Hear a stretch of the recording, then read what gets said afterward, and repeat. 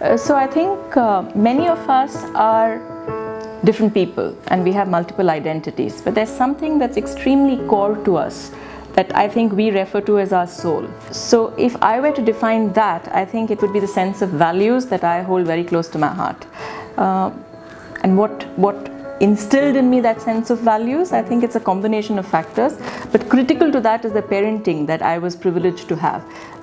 So in very simple ways, I think through multiple stories, both my mother and my father made sure that I was able to aspire to live as part of a good society, and to make sure that I could aspire towards that, there were different small acts, small random acts of kindness, small strategies that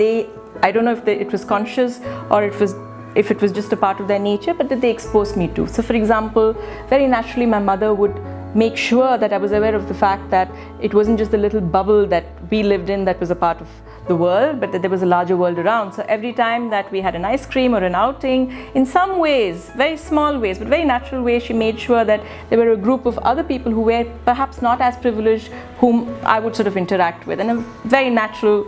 sort of spontaneous manner. Similarly, my father used storytelling as a very interesting way in which he ensured that, you know, I was exposed to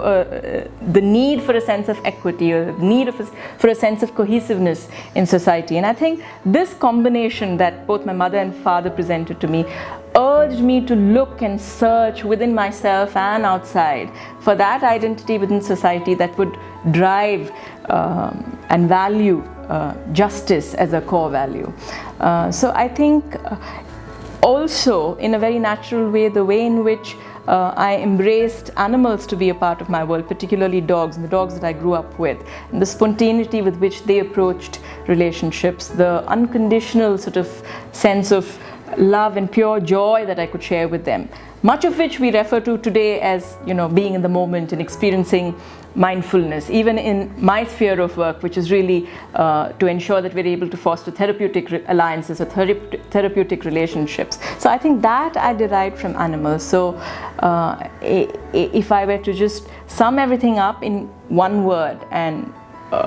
build my identity or say that I am this, then I am what I am today because the sense of values that I was privileged to be exposed to